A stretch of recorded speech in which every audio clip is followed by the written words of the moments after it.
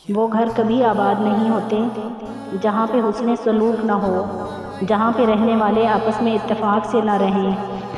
گھر میں بے سکونی کی سب سے بڑی وجہ آپس میں ایک دوسرے سے نفرت کرنا، ایک دوسرے کی جڑیں کاٹنا، ایک دوسرے سے اخلاق سے بات نہ کرنا، ایک دوسرے کو ہر وقت نقصان پہنچانا، ایک دوسرے کی دل آزاری کرنا، آپس کی نفرت، ضد، ایک دوسرے کو نیچا دکھانا گھروں کے گھر تباہ کر دیتی ہے۔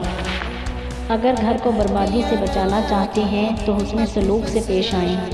اس گھر کی بنیاد کبھی مضبوط نہیں ہوتی جس گھر کو عورت جنت سے جہنم بنا دے۔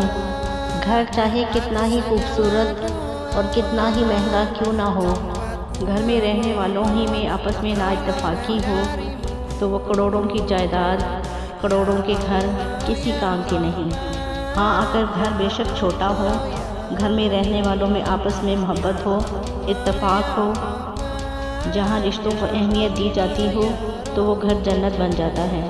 اپنے گھر کو پرسکون بنانے کے لیے زیادہ سے زیادہ قرآن پاک کی تلاوت کریں، نماز پڑھیں اور اٹھتے بیٹھتے سوتے جاگتے اللہ کا شکر ادا کریں۔ اے اللہ، جو کچھ تو نے ہمیں دیا ہم اس قابل نہیں تھے، اور اپنے قیمتی رشتوں کی قدر ان کی زندگی میں کریں اور اپنی بے وقوفیوں سے اپنے قیمتی رشتے نہ کھوئیں، ورنہ زندگی پچھتاوا بن جائے گی۔ قیمتی سے قیمتی گھروں کی خوبصورتی بھی ماند پڑ جاتی ہے نا اتفاقی، لڑائی جھگڑوں اور ناچاکی کی صورت میں۔ اس لیے ظاہری خوبصورتی پہ نہ جائیں، اپنے قیمتی رشتوں کو بچائیں۔